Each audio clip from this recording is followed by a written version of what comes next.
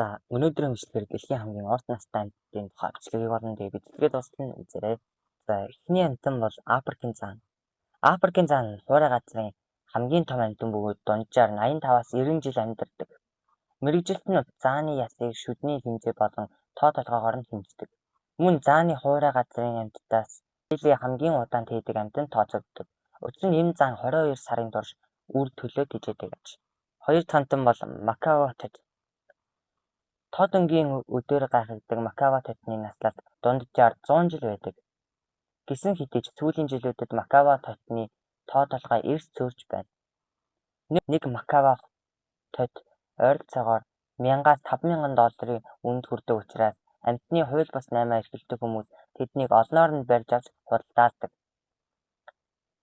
Хизээ нэгэн цагт шувууд торонд биш байгальтай эрх чөлөөтэй жиргэж байхдаа хамгийн үсгэлэндээ байдаг гэдгийг хүмүүс ойлгох ба. Гурав дахь амьтан бол Тавра Тара. Тавра Тара бол 200 сая орчим жилийн тэртээ амьдарч байсан Спенодонтия овгоос амьд үлдсэн цорын ганц гишүүн. Үндсэндээ энэ амьтан бол амьд олдвор.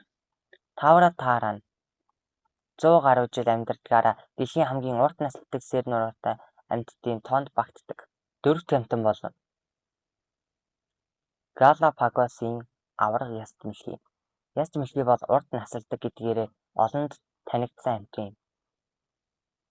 Зөвхөн Галапагосын аварга яст мэлхий төрөл зүйлээсээ хамгийн удаан амьдардаг нь биш. Ихэнх яст мэлхий 100-аас дээш наслах боломжтой.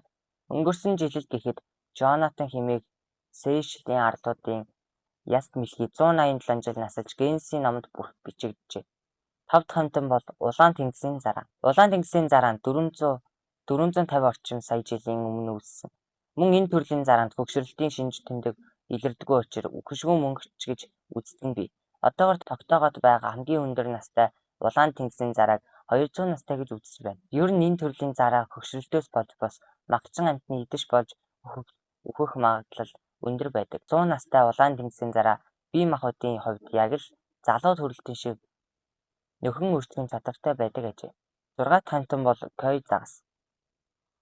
Японы алдарт Кой загасны дундаж наслалт 40 орчим жил байдаг боловч зохих нөхцөлд зөв тэжээж чадвал илүү ч урт наслах боломжтой.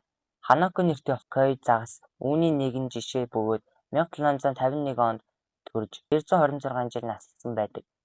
Сонирхуулгаад эрдэмтэд загасны насыг хайрсан дээрх судлаар нь тооцоолсон байдаг. 7 дахь амьтан бол номон толгойд халим. Ихэнх номон толгойд халим 200 гаруй жил амьдардаг. Гэхдээ халимны насыг тогтоох хялбар биш. Эрдэмтдийн тооцоолж байгаагаар халим ихтэй 268 жил амьдрах боломжтой аж. 8 дахь амьтан бол Гренландын аварга загас. Гренландын аварга загас дунджаар 300-аас 500 жил амьдардаг бөгөөд хамгийн урт насалдаг сэр нуруутай. Эмэгтэй аварга загас 100-аас 150 нас хүрч байж үржилд ордог. Хэдийгээр энэ загас асар том хэмжээтэй урт насалдаг боловч эрдэмтдийн хувьд нууцлаг амьтан хэвээр. Эрдэмтэд саяхан л нүдний болроор нь дамжуулж насыг нь тооцоолох шинэ аргыг олоод буй юм. 9 дахь амьтан бол Далайн Куахог Хяса. Далайн Куахог Хяса олон жил насалдаг бөгөөд хүнсэнд хэрэглэж болдгоороо онцлог. Энэ хясаа 400 хүртэлх жил наслах нь энгийн үзэгдэл. 2006 онд Исландийн эргээс олдсон хясаа 507 настай байсан бөгөөд одоогоор тогтоодод байгаа хамгийн эртний хясаа юм. Модны насыг хожуулынх нь өсөлтийн цагиргыг тоолж олдог шиг хясааны насыг ч дээд талын цагиргыг нь тоолж олдог байна. Эрдэмтэд дэлхийн хамгийн эртний хясааны насыг нь тооцоолохын тулд бүрхүүл ясыг нь нээх гэж байгаа санамсаргүй хүнээсэн байдаг. Сүүлийн амьтан бол өвгшгүй далайн залхаг. Бидний хувьд энэ бол зөвхөн мөрөөдөл. Харин өвгшгүй далайн залхагын хувьд энэ нь бодит амьдрал юм. Далайн залхагын амьдрал авгалдаанаас эхэлнэ. Тэд ихэвчлэн далайн ёроолд сууршина. Ингэхдээ ямар нэгэн байдлаар бэртэж гэмтэх хүрээлэн буй орчны өөрчлөлтөөс үүдсэн шагалцтай учирсан тохиолдолд хөвөрлийн эхний шатандаа шилжиж өөрийгөө нөхөн төлжүүлж чаддаг.